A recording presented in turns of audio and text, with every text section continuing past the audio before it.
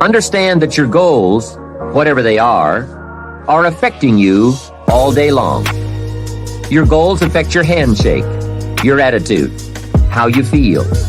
Your goals affect how you look, how you dress, how you walk, how you talk, all day, every day. Your personality, conversation, activity, it's all affected by your goals. I asked a man one time, "What are your goals for this month?" And he said, "If I could just scrape up enough money to pay these lousy bills." That was his goal. Hey, I'm not saying it isn't a goal. It is, but it's such a poor goal. It certainly isn't inspiring. You don't jump out of bed on Monday morning and say, "Oh boy, another chance to go out and scrape up the money to pay these lousy bills." The point is that goals should be fun. They should be big, challenging, rewarding. They should allow you to grow. Remember, too, that the major purpose of having a goal is not just to acquire the goal. The major reason for setting goals is to compel yourself to become the person it takes to achieve them. In other words, attaining the goal is of secondary importance. What's far more important is what you become in the pursuit of it. The greatest value in becoming a millionaire, for example, is not the $1 million. The greatest value is the skills, the knowledge, the discipline, and the leadership qualities you acquired in becoming a millionaire. It's the experience you acquired in planning, development, strategy. It's other qualities you acquired, such as courage, commitment, and willpower, to attract $1 million. You could lose everything you attained, but you could not lose the skills, knowledge, and experience you have obtained. Even better than having is being. Here's a most important question to spend some time answering. What kind of person will I have to become to get all I want? Write down a few thoughts on that. Write down some skills you'll have to develop, for example, and some of the things you're going to have to learn.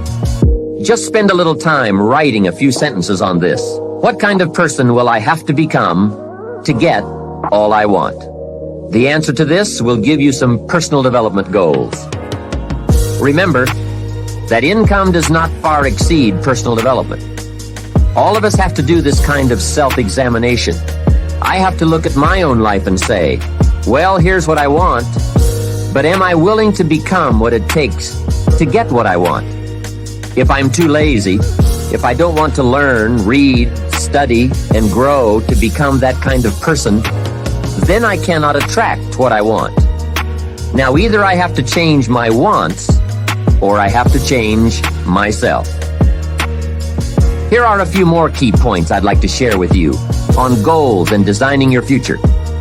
First, if you don't right now feel as if you're equipped to get all you want, just remember, ability will grow to match your strong dreams. That's why the goal-setting process we've discussed is so important. The more you work on this, the more ideas you will get on how you can change, how you can grow.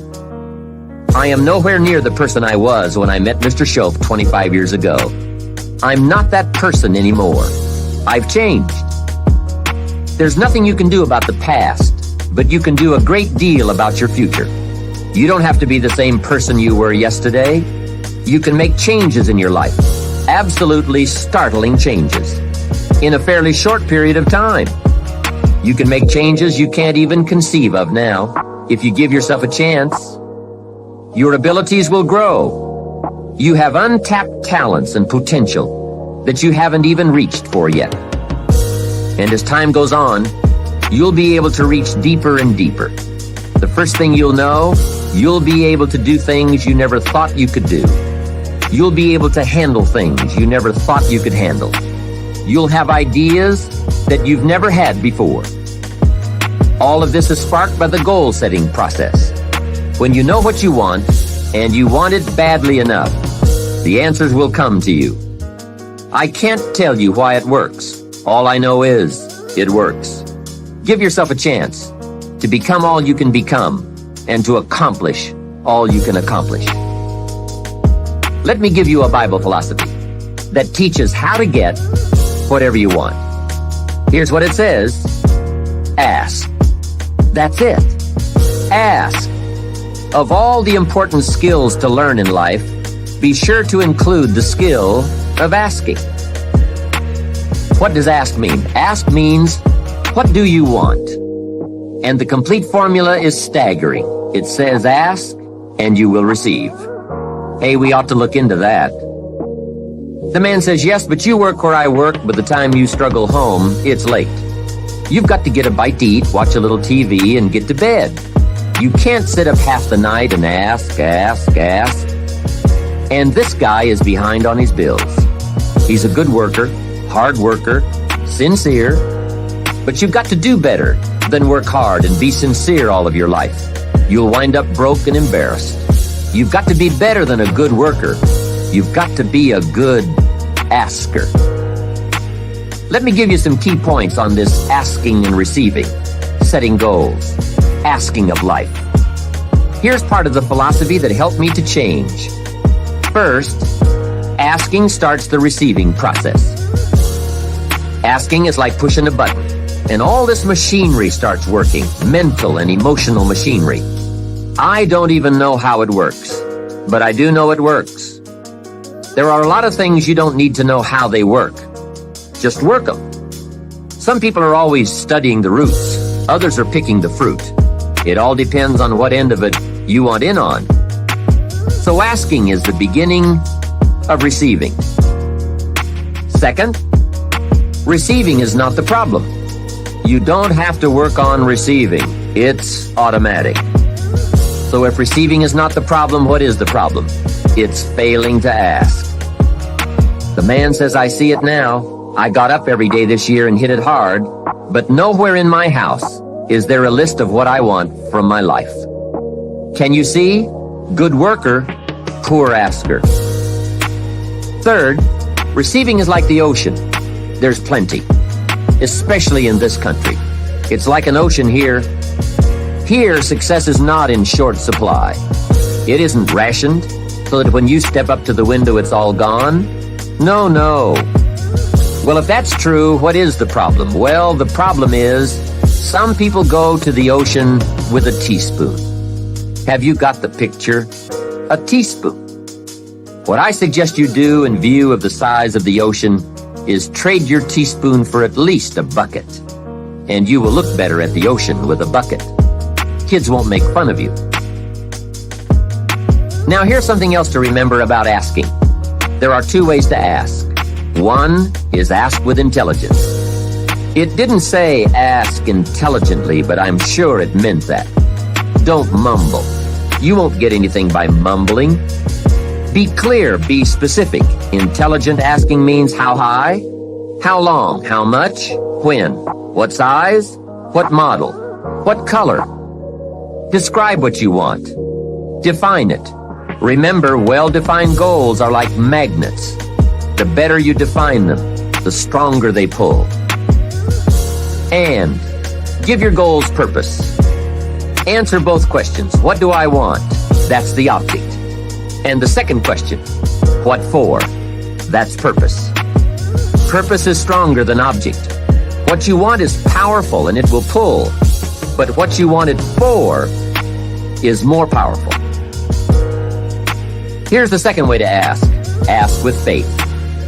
Faith is the childish part. It means believe you can get what you want like a child, not an adult. Many adults are too skeptical. They've lost that wonderful childlike faith and trust. Don't let that happen to you. Believe in, have faith in yourself and your goals. And get excited like a child. Childlike enthusiasm. Nothing can beat it. Kids think they can do anything. How exciting. They hate to go to bed at night and can't wait to get up in the morning. Develop that kind of enthusiasm toward your life and your goals. And be curious like a child. Kids can ask 1,000 questions. Just when you think they're finished, they come up with 1,000 more. They'll drive you to the brink. But it's really a virtue. Have plenty of curiosity. Ask questions. That's how you learn. Another fringe benefit of setting goals is what it does for your ability to manage your time effectively. This is no small thing. We'll look at time management in detail in a later session, but now, while we're talking about goals, I'd like to share a few ways your use of time are affected by or influence the achievement of your goals. Have you ever thought that without some very clear written goals, you never even need to consider managing your time? Time essentials come from objectives well defined. Time can't be critical if objectives aren't defined. Now you might be one of those uniquely fortunate individuals who can keep all their objectives and purposes clearly defined in their minds and operate from that. But I wouldn't take the chance. Write your goals down and set careful priorities. Sometimes priorities are determined by the season. For a farmer in springtime, the season dictates his most important activities. During the spring, a farmer must work around the clock, burn the midnight oil, and keep the equipment running because he has only this small window of time for the planting of his crops. One of the difficulties of living in an industrialized society is the losing of the sense of seasons. When to pour it on, when to ease back, when to take advantage. It's easy to keep going from 9 to 5, year in and year out, and lose a natural sense of priorities and appropriate time. Don't let one year just blend into the next. Keep an eye on your own seasons, lest you lose track of values and substance. Part of setting priorities is learning to separate major activities from minor activities. This is a whole skill in itself, but once you have learned it, it will pay dividends you won't believe. So learn to put everything on your mental scales to be carefully weighed before you spend time or money. And here's a good question to constantly ask. Is this a major or a minor? By asking that question, you will reduce the amazingly natural tendency to spend major time on minor things. In sales training, we are taught that major time is the time spent in the presence of the prospect, while minor time is the time spent on the way to the prospect. If you're not careful, you will spend more time on the way to than in the presence of. So in sales, we teach, don't go across town till you've gone across the street. Wouldn't it be wise to make an evaluation if you're in sales and ask, how much time am I spending in the presence of, and how much time on the way to? Majors and minors. What a great discipline to exercise. It also reads, don't spend minor time on major things. It's easy to get values mixed up. The man spends 3 hours watching television and only 30 minutes playing with his kids. Something is probably out of line there, right? It also reads, don't spend major money on minor things. If you spend more on candy than on audio cassettes like this, or books, that would be foolish, right? Here is a great goal-achieving tip. Don't mistake movement for achievement.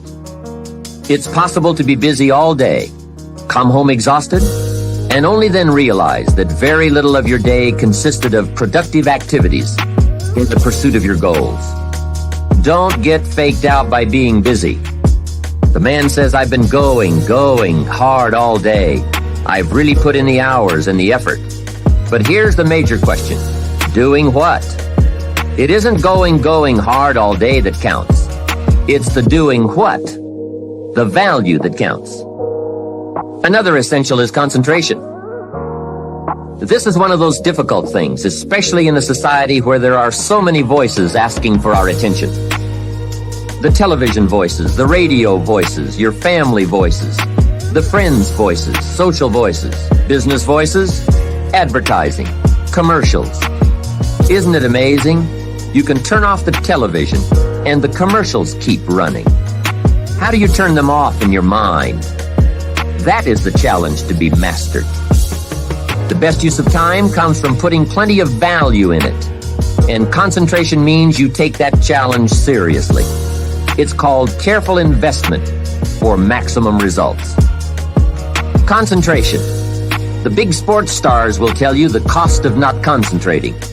Just a little slip of concentration, and they put one by your feet. And there goes first place, and maybe the big money. So writing a letter, concentrate. Making a call, having a conversation. Trying to solve a problem, concentrate. You won't believe the effect this will have on your life. Now, there is a time to let your mind wander, but it's a time you designate specifically for that purpose. At that appointed time, you can go off for that walk on the beach, or that drive to the mountains, away from business. Let the breezes blow and your mind soar. Do some dreaming. That's healthy. But do it at that pre-planned time. At all other tasks, concentrate. Another aspect of managing goals and time is constant review. There's just no way to keep on target with your priorities without this. Whether it's business goals, personal goals, family goals, or investment goals, they must all be reviewed to see if you are on track, which is all the more reason for writing them down. Careful goal setting could be the time management answer you've been looking for. Goals well defined and well described and well thought out make us look carefully at the time we have and how to get the most from it to make all of our dreams come true. The answers to do better come from the necessity to do better. You will undoubtedly be amazed at the ideas you can come up with for the use of your time when goals and purpose have you stimulated to the maximum. Now there is a last main point to consider. You won't get everything you want. What a statement to make after studying how to get whatever you want. But you won't get everything you want, and the reason is, it's not that kind of planet. Sometimes it's going to hail on your crop and rain on your parade. I'm sure you are very well aware of this. But in my opinion, if you work the system I've just shared with you, you will get more than plenty. More often than not, you will get what you want.